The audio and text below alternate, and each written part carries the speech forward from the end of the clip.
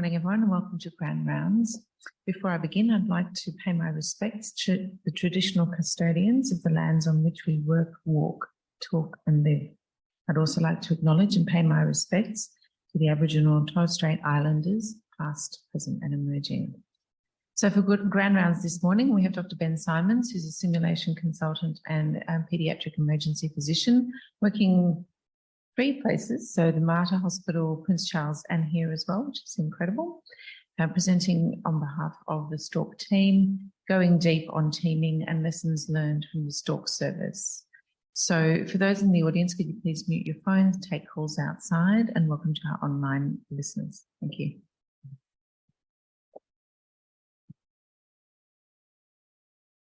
Morning, thanks so much for having me today. I'm really excited to speak to you about teamwork and getting better at teaming in general.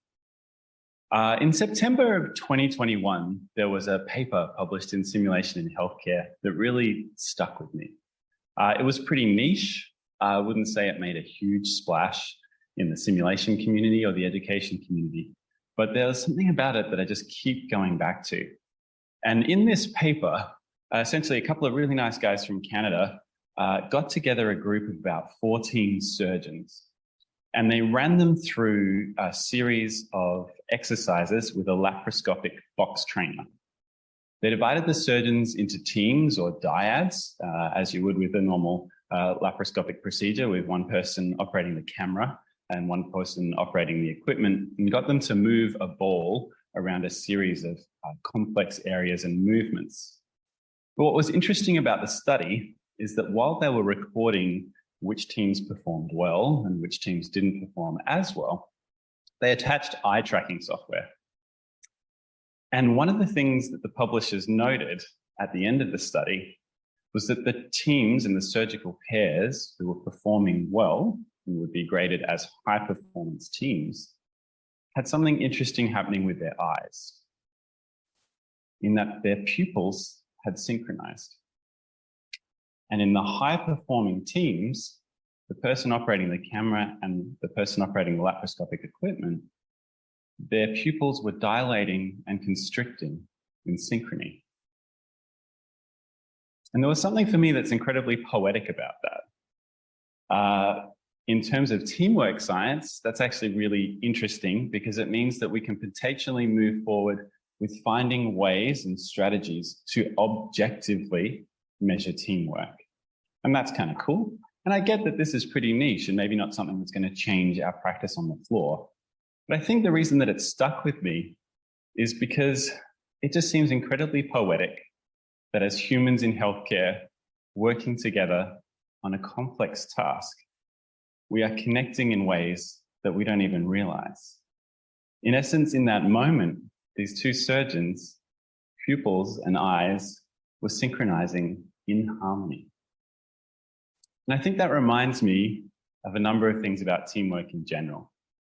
One is that teamwork is actually deeper than we know, that there is science and research about teamwork that is coming out every day that helps add to our understanding. And I think it reminds me as well that across Queensland Health and across teamwork and healthcare in general, we are connecting in ways during healthcare that is profound, unconscious, and happening at a deep and cellular level. And I think for me, understanding teamwork and researching more about how we team well together has been really one of the great joys in the last 10 years of my career. And I'm looking forward to sharing with you a speed date of some of the things that we teach through the Stork service, as well as some recent literature that might change your perspective or deepen your understanding of how teams work and how we can do it better. So to start with, I want to just give you a quick snapshot of the Stork team that I'm very privileged to work with and have many of the team in the audience today.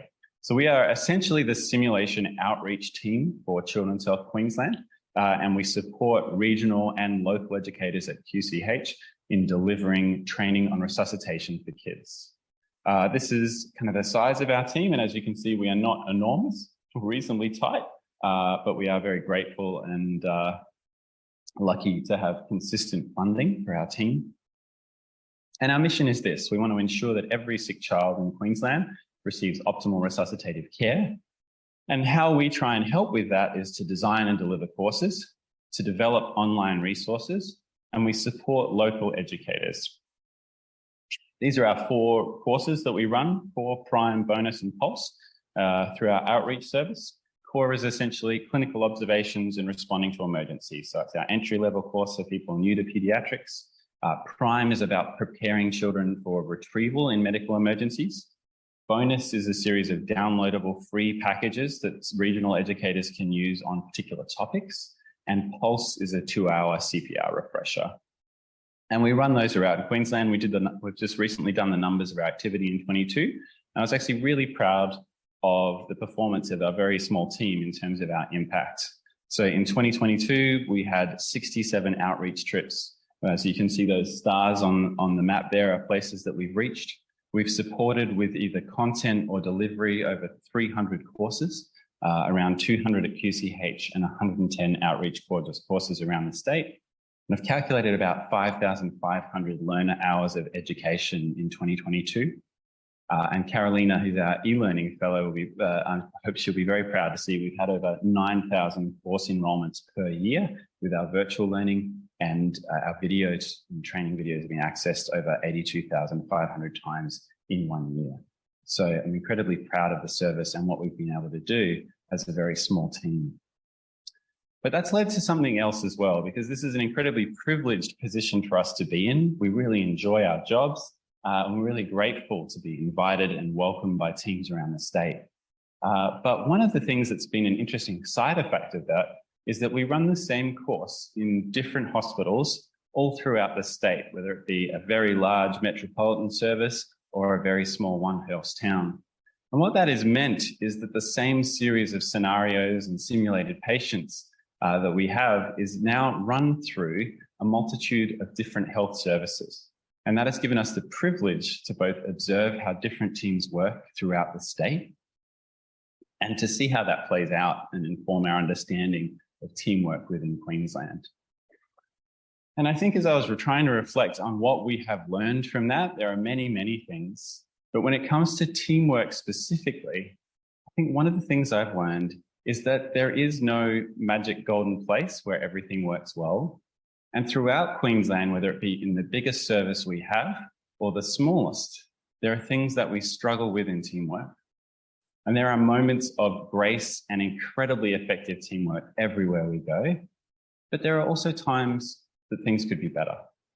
And I think for me, that comes down to a fundamental misunderstanding that we have in healthcare about teamwork.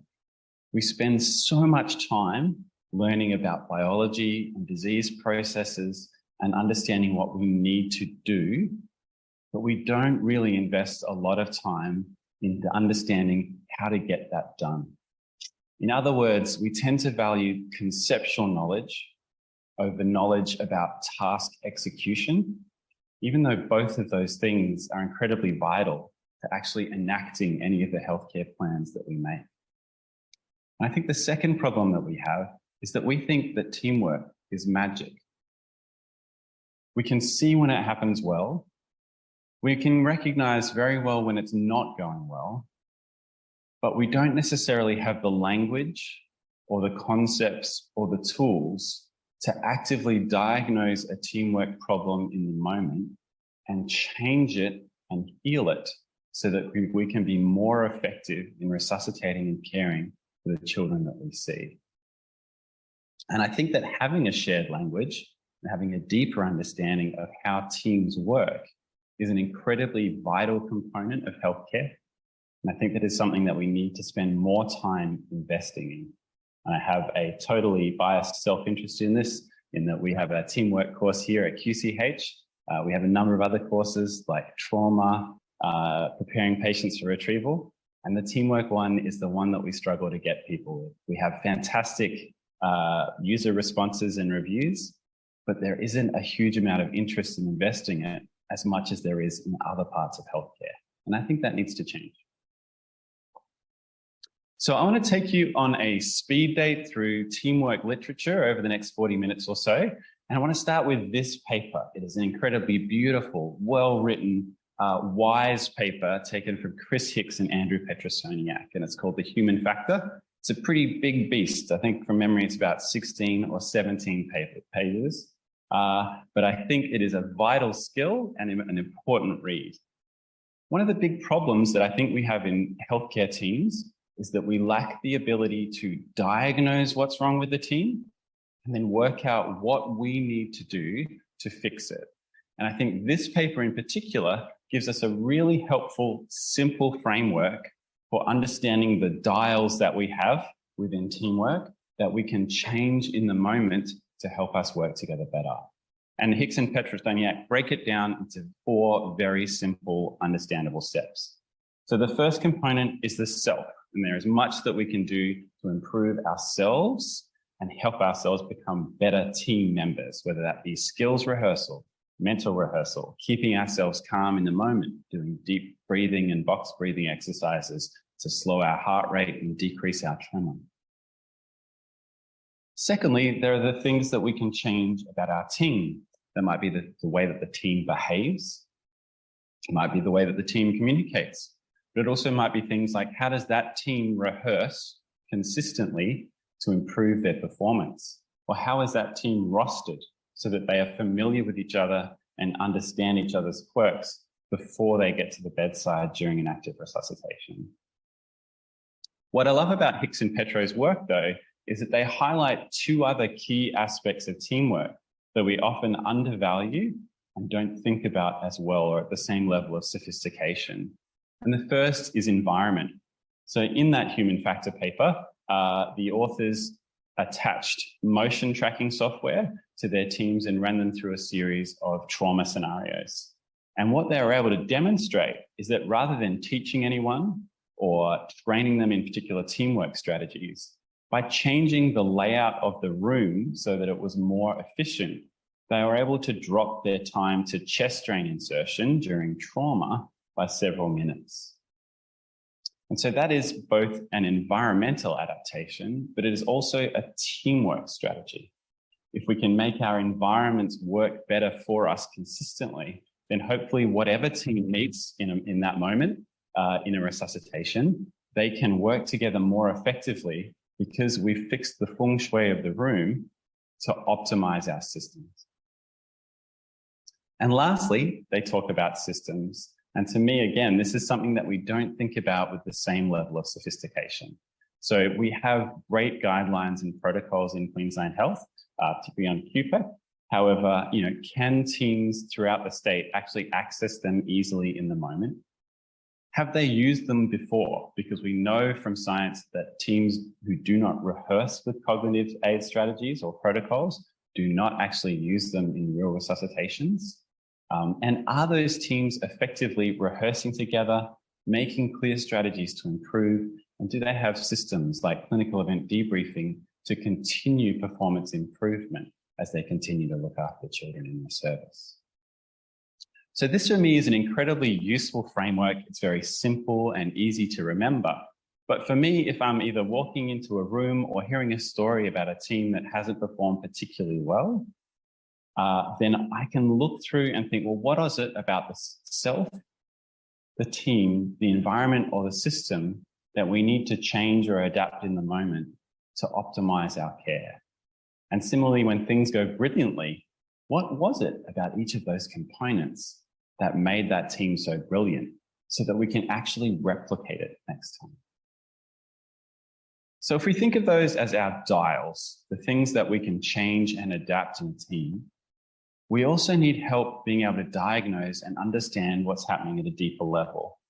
And one of my big beefs in teamwork training is that we have done some really important work over the last 10 years about behaviors, but we've kind of kept it at the behavioral level. So many of you will be familiar with the principles of crisis resource management, which were adapted from the airline industry. So they are things like know your environment, anticipate and plan, allocate attention wisely, take a leadership role, communicate effectively, call for help early, and use all available resources. And those are wonderful, useful, important principles. But what's interesting about all of them is that they're all behaviors. And I think what I found in debriefing teams around the state over the years is that we're very good at picking up behaviors because we can see them.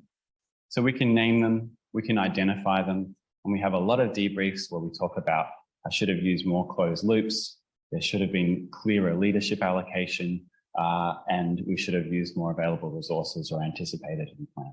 We're pretty good at that part. But what fascinates me is that we can actually do that really well in the sim lab. And we can see teams who know that those behaviors are important, still go to a real resuscitation and not have the capacity en masse to enact those skills every time.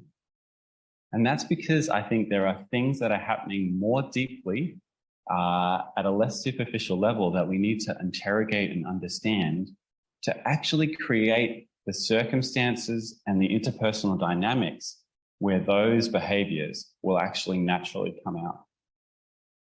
So in a remarkable paper from Elizabeth Rosenman entitled The ABCs of Team Effectiveness, she outlines the ABCs as affect, behavior, and cognition, and argues that many of the components of high-performance teams can be assigned into those three categories. And I'm going to spend most of the talk breaking those down.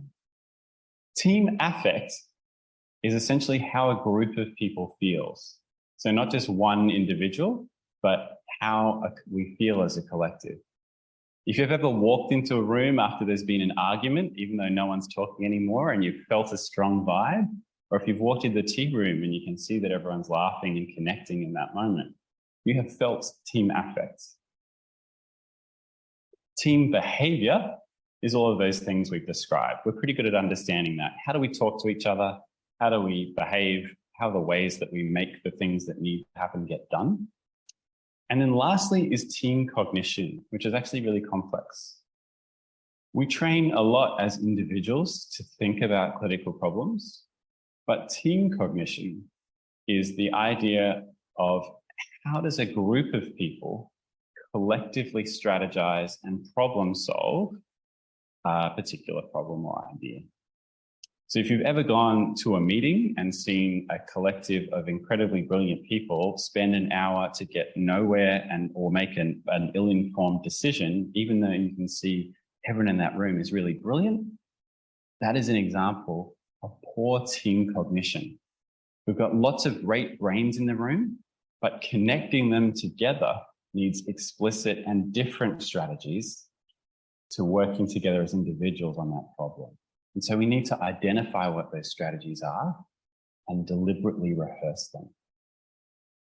And what's profound for me about this model of affect, behavior, and cognition is it's pretty complex, but they're interrelated, right? So they tend to snowball.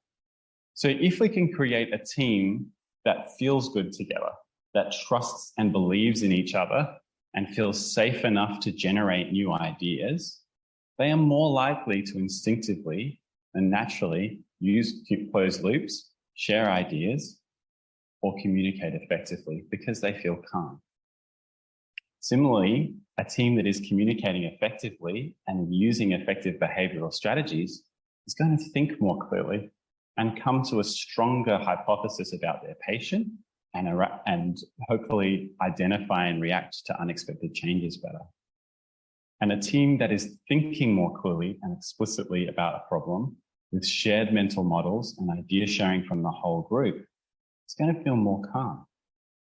So these things interlock and reinforce each other, either for the good or the bad, depending on things that are playing out.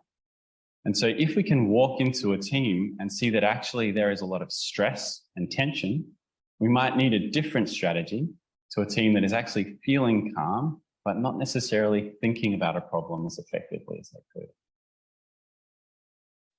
So I want to spend a few minutes just sitting in how does a team feel or team affect, because this is incredibly vital to healthcare and again, often operates at an unconscious level. We are very good as human beings at sensing this.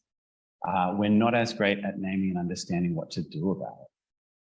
So two of the components to team affect, it's not all of them, but I just wanted to highlight these today, are our response to stress and this concept of psychological safety. Now, stress, we all know, is not great for our performance at a certain level. Yeah, the idea being that at a certain level of stress, we're actually kind of activated and it's good. And then we move from what's called a challenge response to a threat response, where we start becoming overwhelmed, our brain doesn't work as well, or we start losing energy from our frontal lobe because we're diverting it. We start being more hostile or defensive, and it can be unhelpful and devastating for teams. And to give you an example, this is a painting. Some of you remember, I can see Kate smiling. Back at the Royal Children's Hospital, for those of you who work there in Brisbane, there was an artist who painted all the walls, and she would often embed tributes to staff and patients within the paintings that were there. And this was a painting in the back hallway of emergency of a nurse who's now a mermaid called Jeanette.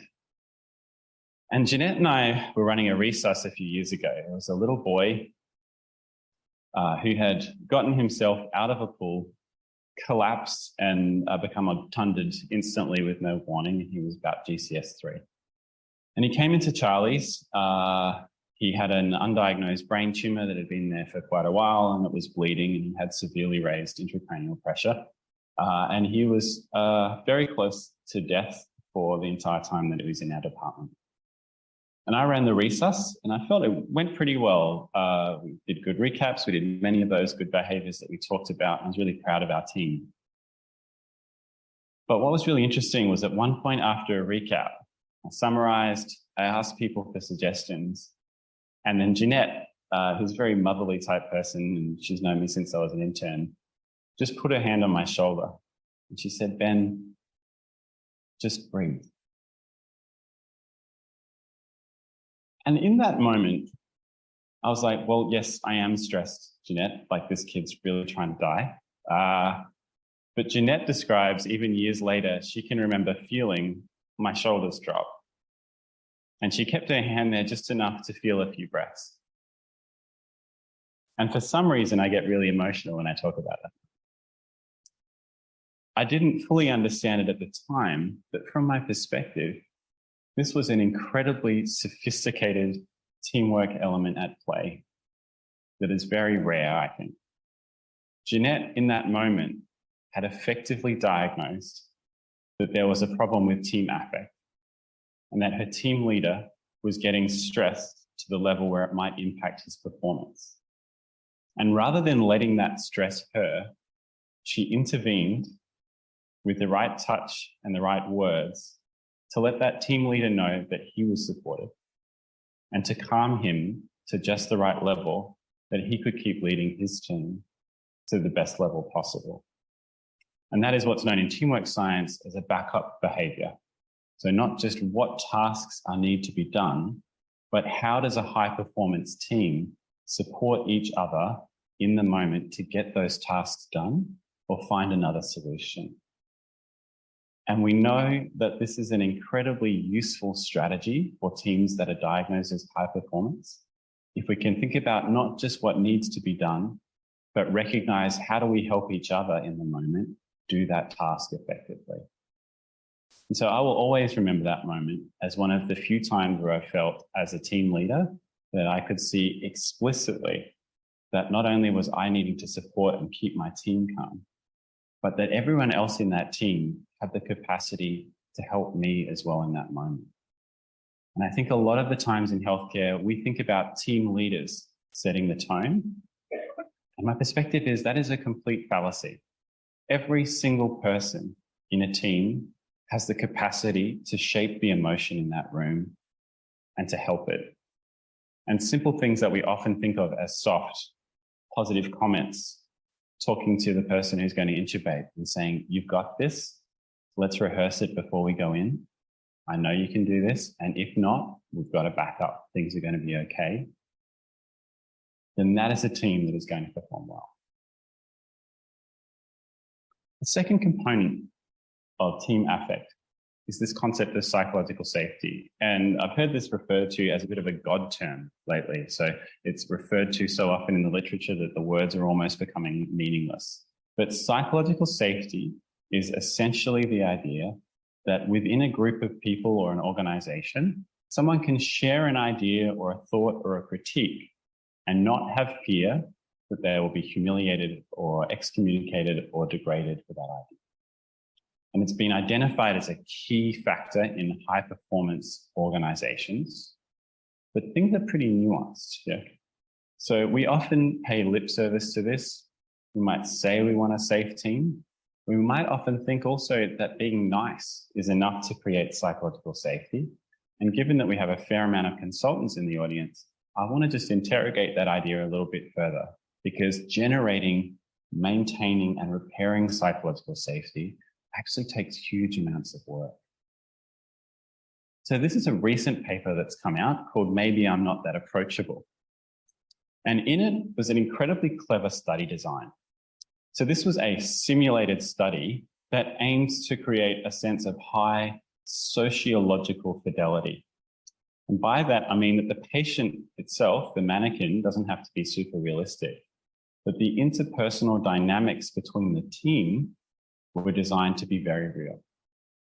So what the researchers did is they got real teams of obstetrics professionals together, so residents, consultants, and nurses.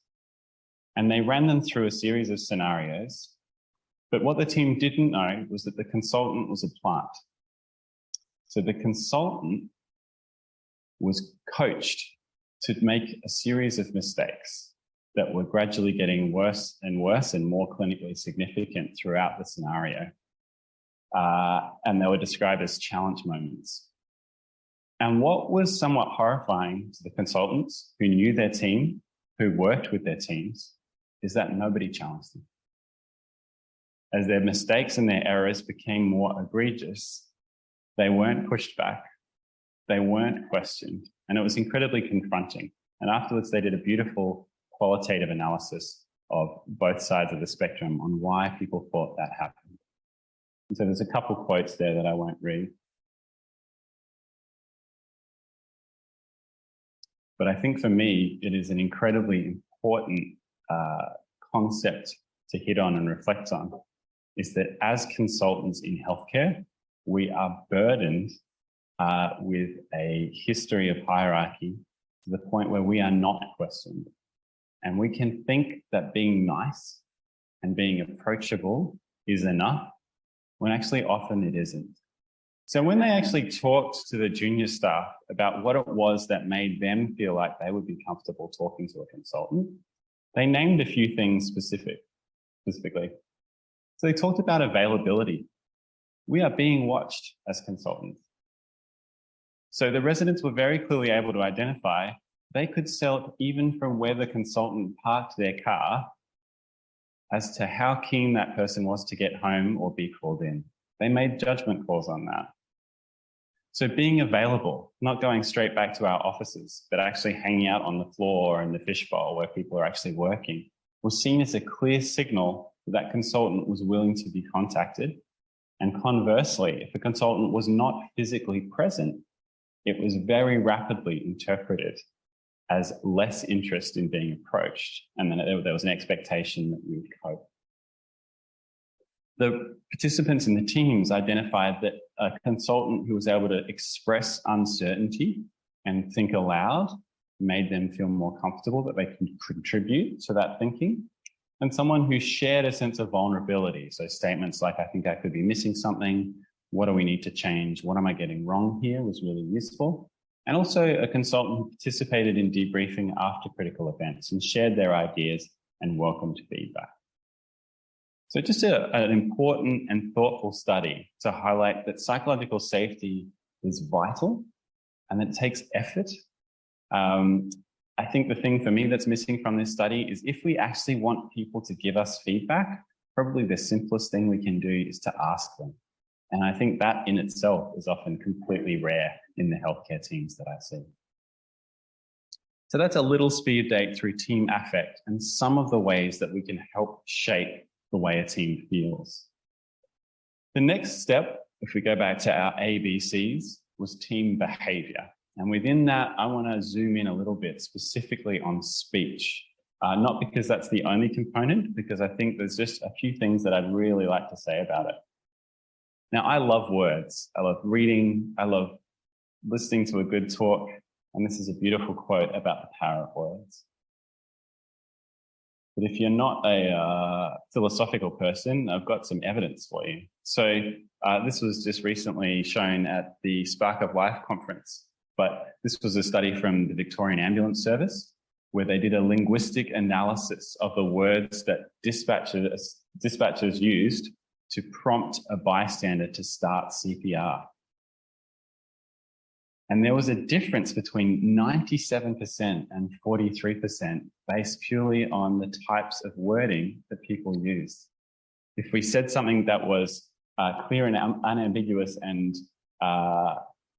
confident building, like we're going to start CPR, we got to 97%. If we remained just invitational, we got to 43%. Now, if there was a drug or a drone that we could fund that could achieve those kind of numbers, you'd probably make a lot of money, but it's our words that can transform that healthcare in the moment.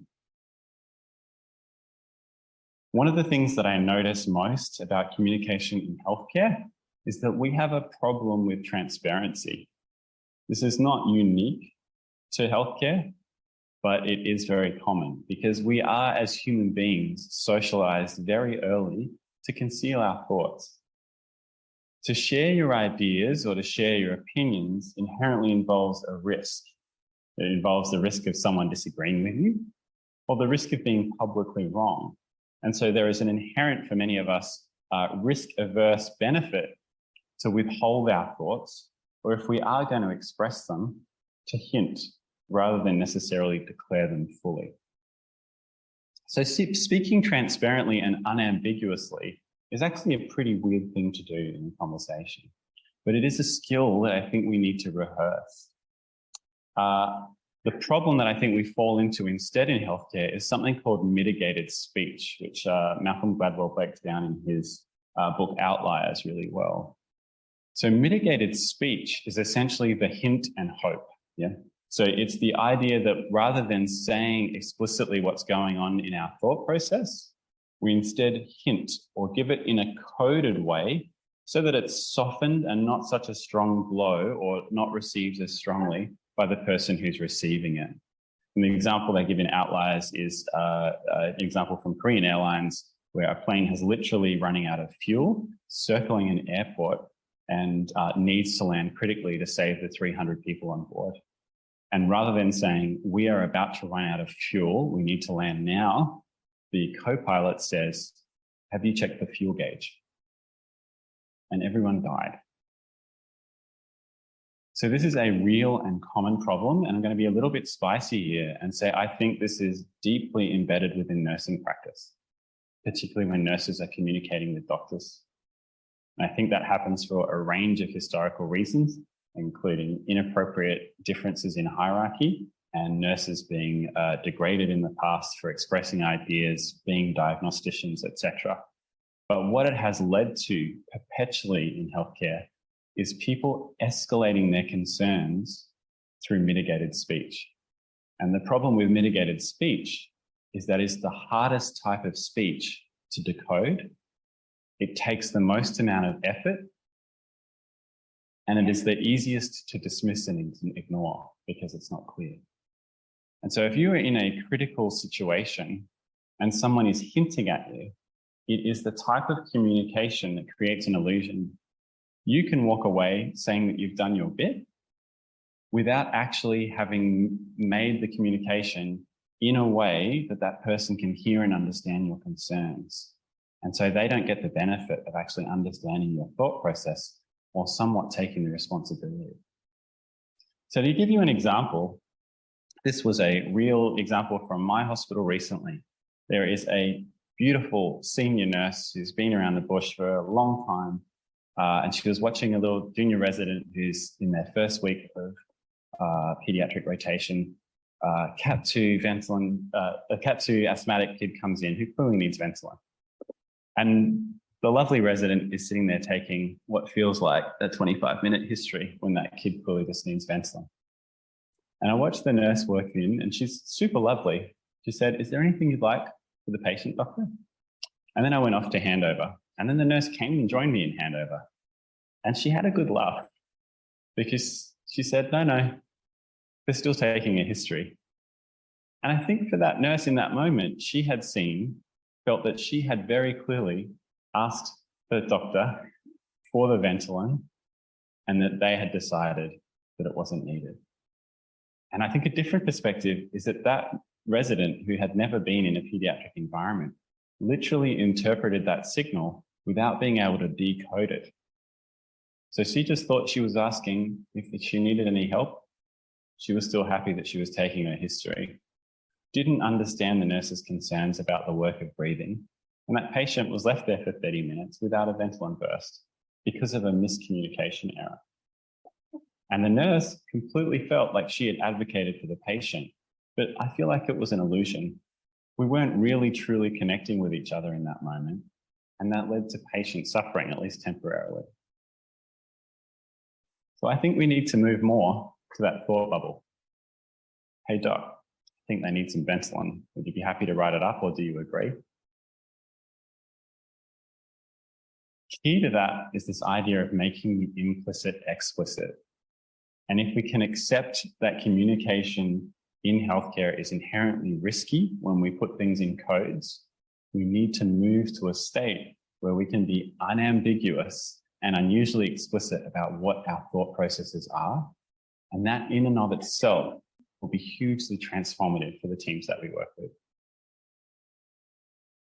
I'm going to move now briefly to how does a team think? And these are some pretty kind of weighty, challenging concepts. So as I mentioned before, team cognition is the idea of how does a group of people work together in a moment to think about a problem and problem solve it together, which is very different to thinking about a problem on our own or on the whiteboard.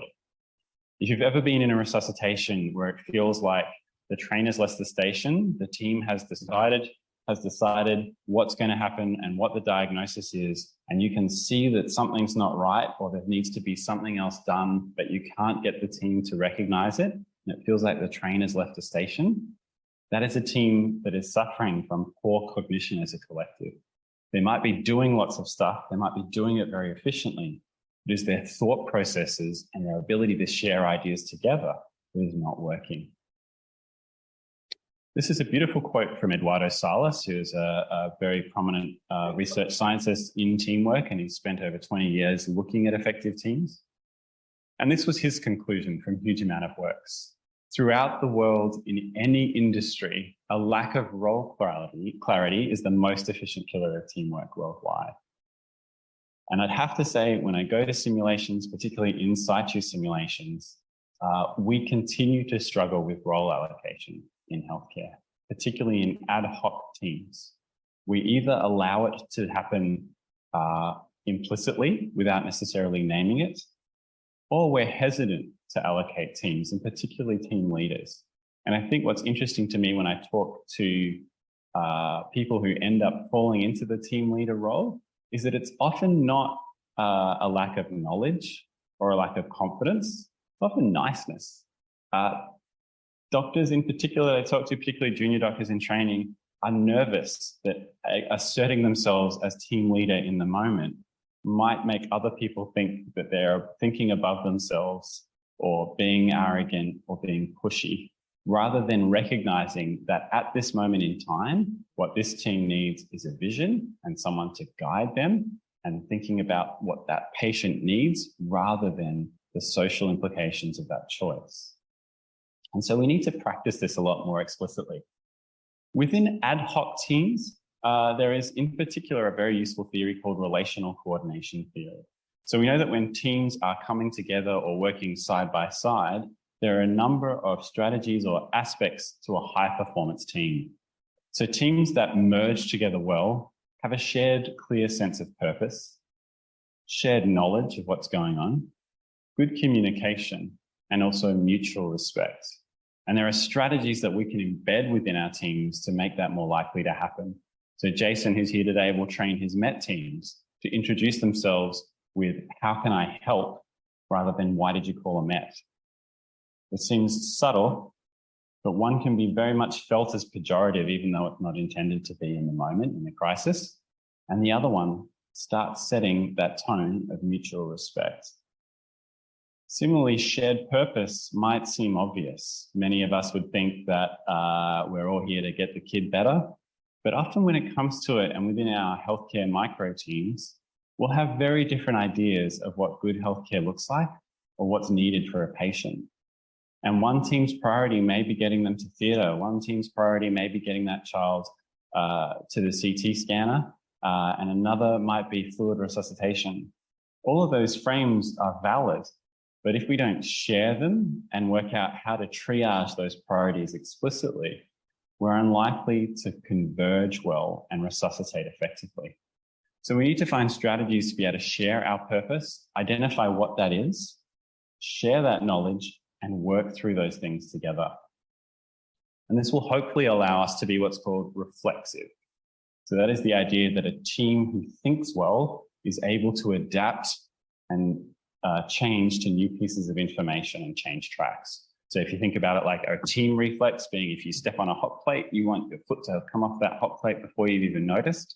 Similarly, you want a team to recognize new data and new hypotheses for what's going on with that patient and change things in the moment so that they can act on it and recalibrate. And what we need in teams for that is bidirectional communication. We need pauses to think and recaps, and we need inclusive and invitational language. And a fine point that I'd say is for consultants, a lot of the time when we're team leading, we do ask for suggestions, but we ask for it for about 0.5 seconds, and then we go, nope, okay, let's move on with my plan. And so if we actually want to be invitational, that includes both making the invitation and pausing long enough for people to actually feel confident making a suggestion, and then receiving that, either agreeing with it and validating it or appreciating it, but disagreeing and moving on. Lastly, I think if we harken back to that Hicks and Petrosoniak paper, I want to point out one really cool concept within teamwork that you might be less familiar with, which is distributed cognition.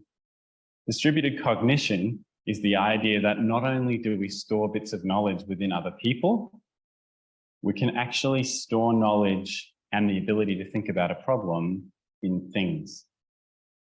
And if we can utilize those things effectively in a resuscitation, then we've actually decreased the cognitive burden of the whole team. Now, these are some great examples of cognitive aids and distributed cognition within Queensland Health. So the CRED book, I would have to say, has been one of the big successes for the people who designed it, and also for Stork, because we've delivered them and embedded them in simulations in hospitals throughout the state. And to watch teams be somewhat reticent to use the CRED book, which is a pediatric resuscitation drug calculator, to physically clutching it when they walk into the next resuscitation, because they realize how helpful it is to have those drugs broken down with their preparation guides in one place, has been incredibly transformative to the performance of both teams. The DKA fluid calculator, which is an Excel spreadsheet on QPEC, is incredibly useful when you've got a really sick type 1 diabetic arrive for the first time and you need to calculate fluids. You don't have to spend any time doing maths. You can just literally type in the numbers and the calculator will do it for you. And then we also have guardrails, which is designed as drug safety software to keep us safe. But one of the things that we've noticed in Stork is that actually some of these things, if not designed well, don't help us as much as we think. And so around the state, I think from my perspective, the rest of the Stork team might disagree with me, but I think I can count on one hand the number of hospitals where staff can rapidly and efficiently administer anti-epileptic drugs and peripheral inotropes safely at the right dose as per our algorithms without overriding guardrails. So we have potentially in that situation created a situation where we think something is keeping us safe, but if those software updates aren't happening at the right rate, if there are 800 different profiles for you to try and find your drug, we've created the illusion of safety when actually we've added complexity to the problem. And so we need to think very carefully about the tools that we use in resuscitation and ensure that at a systems level around the state, those elements of distributed cognition are actually working for us, rather than against us, because sometimes it can take us a long time to recognize that. So I hope this talk has added some vocabulary and some thoughts to you about what makes a good and effective team. And to me, an effective team is one that is able to recognize if there are problems with their affect or how they feel, with how they're behaving or interacting, with how they're thinking as a collective. And once they've recognized that problem, they're able to fix it or proactively plan for a better existence further on by adapting things about themselves, about their teams, about their environment, and about their systems, so that we can continue to work together to improving resuscitation throughout Queensland. If you found this talk useful and you'd like to know more about teamwork in general, we run a free 4-hour course that goes in more depth into these ideas called Optimus Team, which you can sign up on iLearn. And I'd like to thank the STALK team for all their support, as well as all the regional educators around the state who help make our service possible. Thank you very much.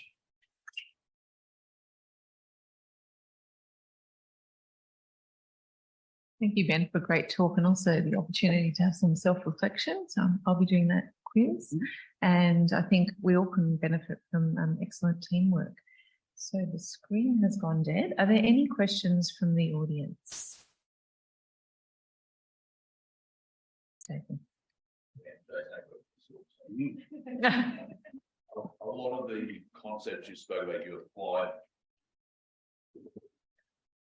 Jason Ackworth from the STALK team. A lot of the concepts you've spoken about, you've applied directly to resuscitative emergency situations. I'm just wondering, how do you feel that they apply to general day-to-day things and other teams? Thanks so much for highlighting that, Jason. I think obviously with my lens being more focused on resuscitation being that where we often rehearse in sim and the teams that we usually teach, but I couldn't agree more that these principles apply in any team, whether it is in critical care or a low acuity but still high need area. And for me, some of these principles have actually been most effective in things like consultant meetings, where sometimes things are going off the rails, we don't have a clear direction, we're not sure how we're thinking about a problem, and we don't have an explicit strategy for that problem. And so developing the ability to explicitly name that, ask what is our goal, what are we trying to achieve in the next 45 minutes, and how should we make that happen in small achievable steps can be a really useful approach. And I think particularly having a reflection on how we feel as a collective and whether the members within our team feel particularly safe is really vital as well. There's some great work from Eve Purdy and Vic Brazel on the Gold Coast about psychological safety. And I think, again, what we have clear evidence for is that we don't all perceive that at the same level. So for those of us who are at the top of that food chain, we can feel like the team is very safe. But for those of us, for the rest of the team who aren't feeling so comfortable in their position in the hierarchy, it can be a very different shared existence. Thanks. Yes, Craig. Yeah, Craig Munns, how do you see this sort of work being able to be implemented into our medical students, nursing students, allied health students? So when they graduate, this is just what happens. I'm just going to think about that for a second, if that's okay. I think there's a couple of components to that. One thing I've wrestled with is I really feel for med students in that we're constantly telling them they need to learn extra stuff on top of like all the other biological knowledge they've got to absorb in like a 4 to 6 year program. And so I do wonder sometimes and reflect on how much we can cram into a program and how much we do have to trust will happen over the rest of our careers. I think that having said that, there are a number of things that are happening within med student education that can help with this. One being things like recognizing that we should train together more. So there's been a lot of work in some locations of merging med student and nursing student training so that they run simulations together, so that they learn to work together as sub-teams while they're still training and develop a shared identity rather than a siloed one during their university careers, which I think is really powerful. I think these are incredibly vital concepts. I guess it's just a question of how much do we cram in. And then secondly, what I'd say is I actually think hospital systems have a responsibility for this to happen as well. And so I think that there is a fair amount of cultural diffusion that will happen if we get this right within our services. And I think it is great if med students or nursing students can come embedded and understanding this knowledge. But I think actually we need to invest a lot more in the team members who are at the top of the food chain to actually work on their listening, to work on their approachability and making that explicit and understanding that that doesn't just mean being nice, it means being invitational, challenging people to challenge us, and genuinely sharing vulnerability and appreciation for ideas that are different. And I think that actually us investing more in that top level, which is often a lot more of a hard sell, is actually more powerful. And I worry sometimes we spend a lot of time teaching juniors to speak up and very little to teach seniors how to listen. Oh, I was actually just going to say the same thing in that it just won't, we can invest a whole lot. We're actually seeing most of the younger members of our teams coming through with the language to use, but it just won't work unless the people higher in the hierarchy actually support it. It's because the people who are higher up, whether it's mid to high grade nurses or mid to high grade medical staff, people, the younger ones, learn so much from just observing the way we behave. And so we can use the language, but if we don't behave in the appropriate way, it just won't work. All right, I'm afraid my screen's died here. So there's a comment from Sue Scott. Fantastic talk, thanks. And I can't read. Nice thing. Fantastic. That's good. It was a good talk. I think we could all do the Optimus team training. I can read it if you like. You made it so worthwhile because of your passion. I have always thought that teamwork is incredibly important in our workforce. Thank you. Wonderful. All right. Any other questions? Oh, okay.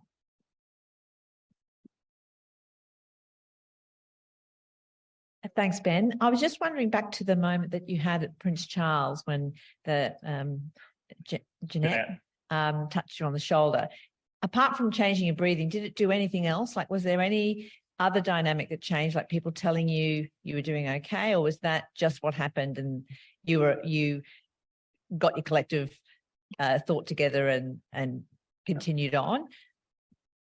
Sure, that's a great question. So I'm going to be, I don't know what even the right word is. I'll be a little bit egotistical. I was pretty happy with my performance that day. We were a pretty high performing team.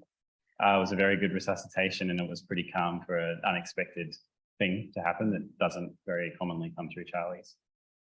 So for me, I think the impact of that personally was relational.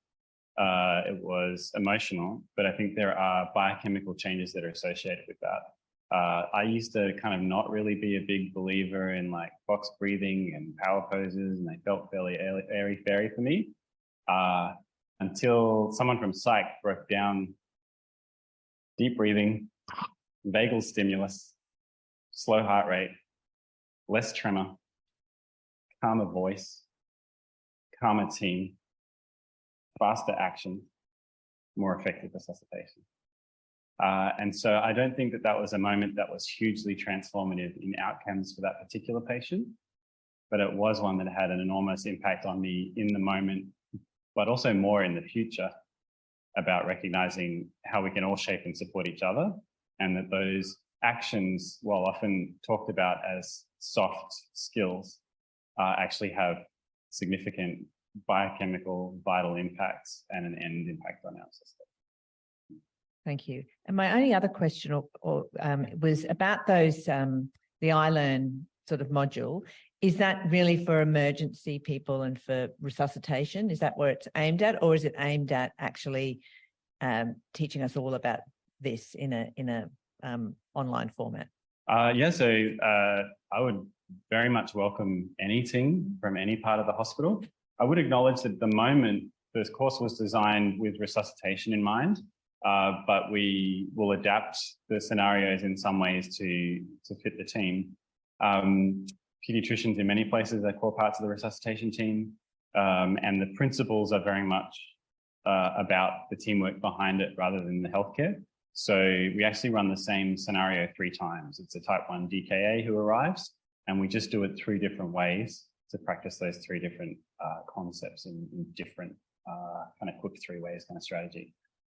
One thing that does interest me in the future is that if there is a unit or a part of the hospital that would like to invest in their teamwork specifically, that we would be very interested in adapting those cases to fit the specific needs of a particular group, if we can get the numbers to actually make it worthwhile actually running a whole team through.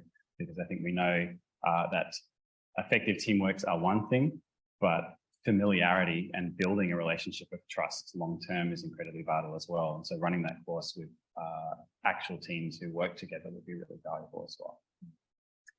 All right, we have time for one more question. Hi, Ben.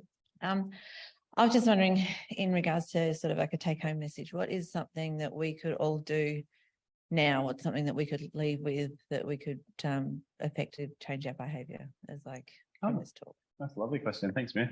I think if I had to do one thing for healthcare teams in the state, it would be to practice making the implicit explicit and learning to avoid mitigating our speech.